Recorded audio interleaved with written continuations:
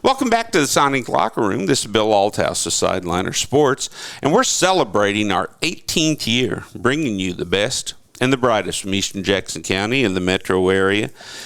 And one show that we do every year, and I believe this is the 15th year of 18 years we've been visiting with student athletes from the middle school in the Fort Osage School District. And we had Skylar Thompson, who's now in the NFL, as a guest when he was an 8th grader. And I have a book where I keep everybody's name, and I want to follow them throughout their high school career at Fort Osage. And the man who sets this up for us, Matt Siss, the activities director. And Matt, how difficult is it for you to select kids when you have so many great student athletes there at Fire Prairie?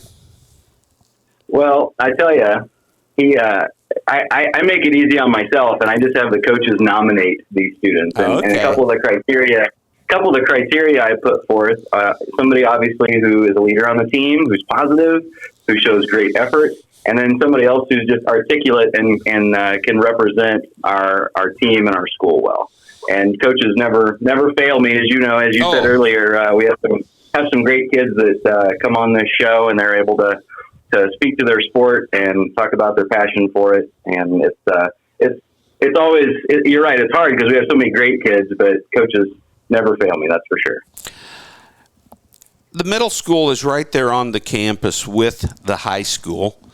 This is the only middle school program we do in the Sonic Locker Room. Do you think that close proximity makes their transfer to the high school a bit easier? Yeah, absolutely. I mean, anywhere from just academically, right, walking across the street and just continuing their education there. But a lot of the high school facilities are the same facilities that these athletes use, right? Mm-hmm. I mean, we do all of our practices and all of our competitions that we host over at the district stadium. So I think that helps a lot, that they're not stepping into a brand new theater in which to play and compete.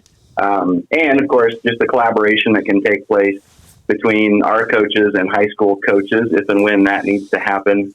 That's huge, and it just makes it where those high school coaches aren't new faces, right? Like our kids at the middle school, they see those high school coaches over there coaching. They're able to interact with them from time to time, and I think it just, like you said, I think it just helps make for a smooth transition from Osage Trail to Fort Osage High School. 4 8th graders we're going to be visiting with today. Aubrey Smithmeyer does the shot and discus. Aubrey, how did you discover the shot and discus? When I started track last year, I didn't really like doing jumps. Like, I did running long jump and triple jump. And this year my friend was doing shot and disc, so I decided I would do it with her, and I ended up actually being good at it, so I stuck with it. So many people think that they are similar throws, but they really aren't. What's the difference between throwing the shot and then throwing the discus? I feel like throwing the shot is like easier than throwing disc because shot is, I don't know, I just feel like the technique is easier than disc. You know, Aubrey, every year Fort Osage hosts a throwers meet.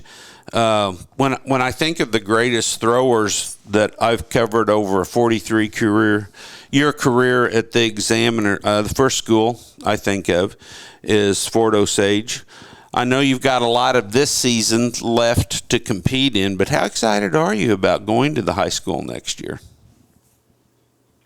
I'm kind of excited, not really, but nervous. Yeah, well, sure. Going into a program that's had so much success.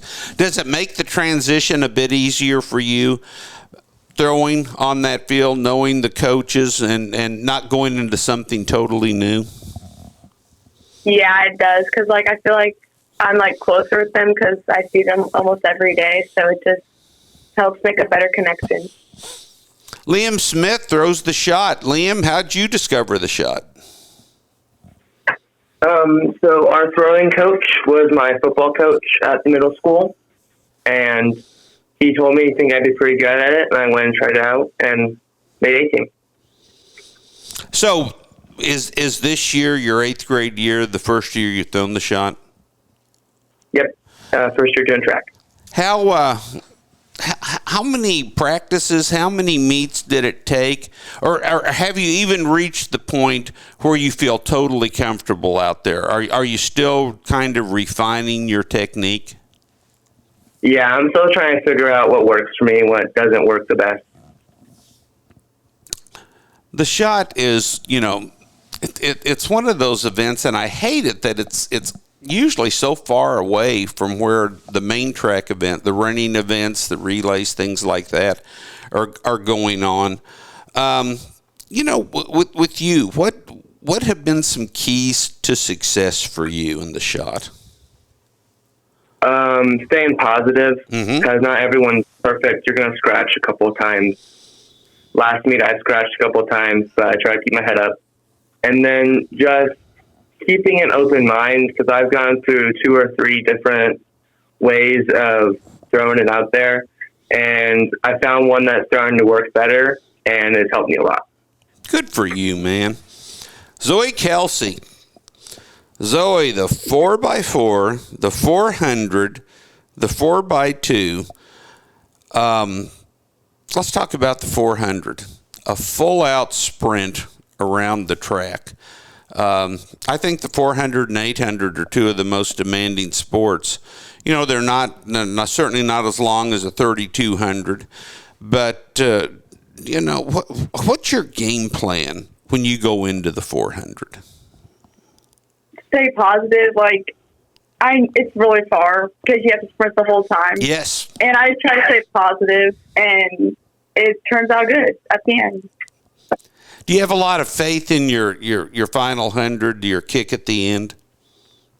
Yeah, I've saved a little bit for the end, so if I need to pass a few people, then I have some left. There you go.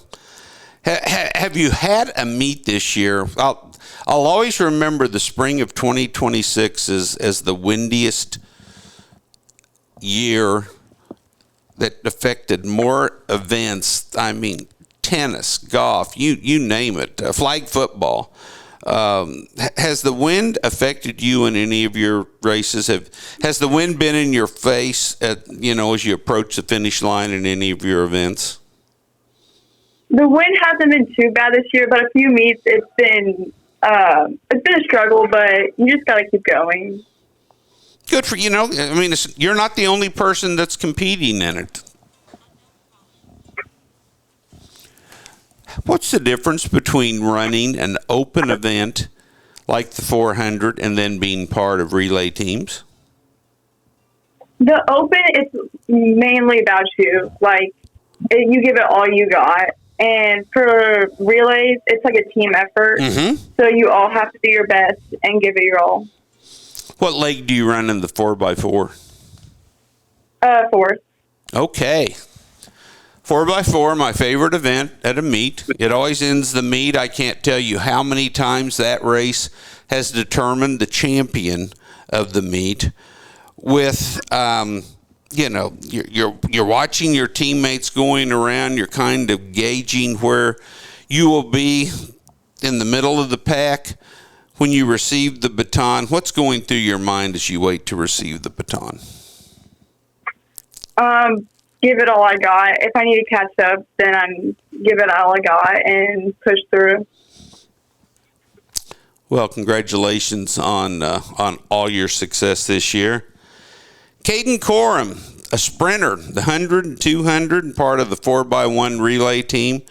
What, do you have a philosophy in the 100? It's such an explosive short event. How important is it to get out to a good start for you, Caden? Getting out of the block is, for me, one of the most important things you can do.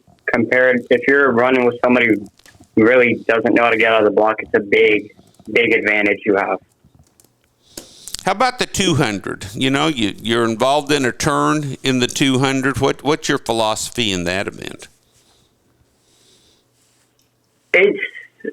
off the beginning, you want to go out strong, but you want to kind of lessen up in the middle and then give it your all in the 100. So, yep.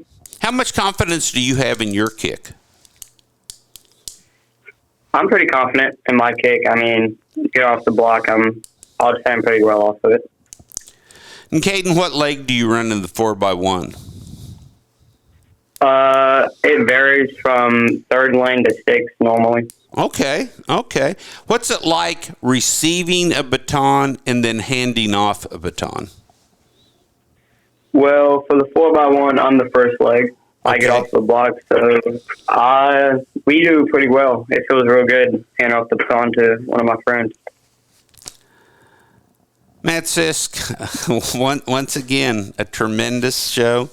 We call them Hall of Fame shows when it's just the guests are informative. They're great. These young people, I do this show and then I think, you know what, as all the craziness in the world, we're going to survive because of young people like Aubrey, Liam, Zoe, and Caden. You and your coaches deliver every time we do this program, and I can't thank you enough for joining us today here in the Sonic Locker Room. Hey, absolutely. I agree with you. I think kids like this make you feel a little bit better about the world, don't they? Absolutely.